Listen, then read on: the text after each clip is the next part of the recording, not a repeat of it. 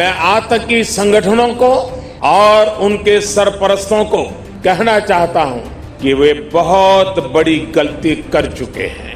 बहुत बड़ी कीमत उनको चुकानी पड़ेगी।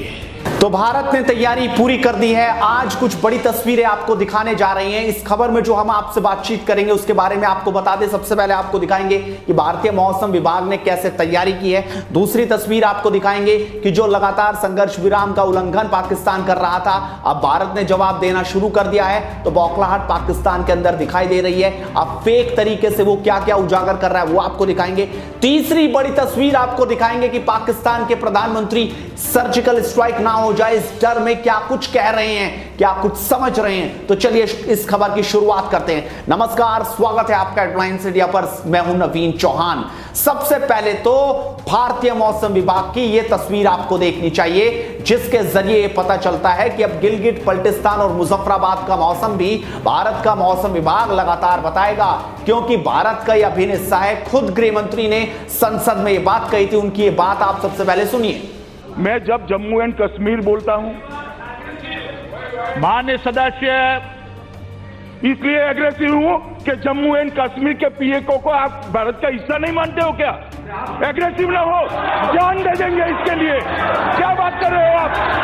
एग्रेसिव होने की क्या बात कर रहे हो? तो आपने देखा कि गृह मंत्री ने खुद ये बात कही थी, इसीलिए मौसम विभाग भी अब हरकत में आ चुका है और अब वहां का मौसम हम लगातार बताते रहेंगे। यानी कि इसमें कोई दो राय नहीं है कि जल्दी ही पीओके पर हमारी नजर है और तैयारी भारत की जबरदस्त तरीके से चल रही है। इसीलिए विदेश मंत्रालय ने भी जल्द कहा था कि जो सुप्रीम कोर्ट आपके ऑर्डर वहां पर दे रहा है कि यहां पर चुनाव कराइए, इसे खत्म कीजिए और जल्दी इससे अवैध कब्जा हटा दीजिए। यानी भारत की तैयारी पूरी है। दूसरी बड़ी तस्वीर अब ये देखिए, पाकिस्तान सीज फायर का उल्लंघन लगातार कर रहा है। लगातार वो चुपके से भारत की सीमाओं में घुसता है, वहां पर हमारे लोगों को मारता है, छिपकर वो हमारे सैनिकों पर हमला करता है, लेकिन भारत मुंह तोड़ जवाब दे रहा है। रियाज नाइकों को कैसे ढेर किया, कैसे लोग बौखला गए, ये सबने देखा। उसके बाद जब फिर से पाकिस्तान ने यही हरकत शुरू की तो भारत ने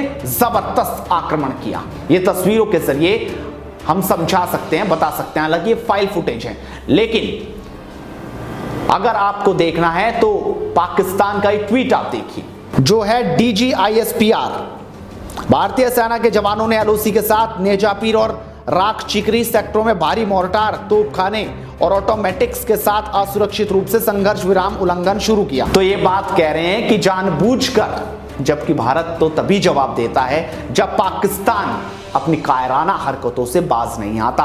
और अब भारत ने भी तैयारी कर ली है कि अब अगर हमारा एक जाएगा तो आपके 10 तो जाएंगे ही जाएंगे। और इसीलिए एक के बाद एक चौकियां तबाह लगातार हो रही हैं।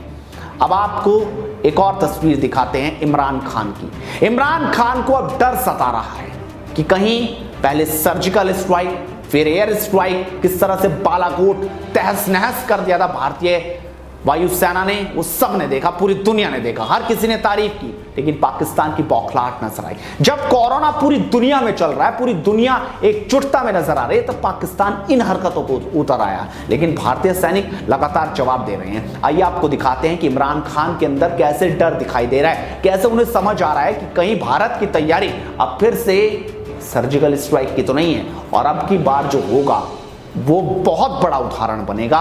उसके बाद पाकिस्तान शायद अपना फन उठा ना पाए, अपनी मुंडी निकाल ना पाए, क्योंकि जो कुछ पहले हुआ वो भी आपने देखा और जो इस बार होगा उसे पूरी दुनिया देखेगी। और यही डर पाकिस्तान के प्रधानमंत्री को सता रहा है। उन्होंने क्या कहा, जैसे ही भारत ने रियाज नाइकू का खेल खत्म किया, जैसे ही भारत ने पाकिस्तान को जवाब दिया, उसके बाद इमरान खान क्या कहते हैं, जरा उस पर नजर डालिए। मैं पाकिस्तान को निशाना बनाने वाले झूठ फ्लैग ऑपरेशन के बहाने भारत के लगातार प्रयासों के बारे में दुनिया को आगाह कर रहा हूं।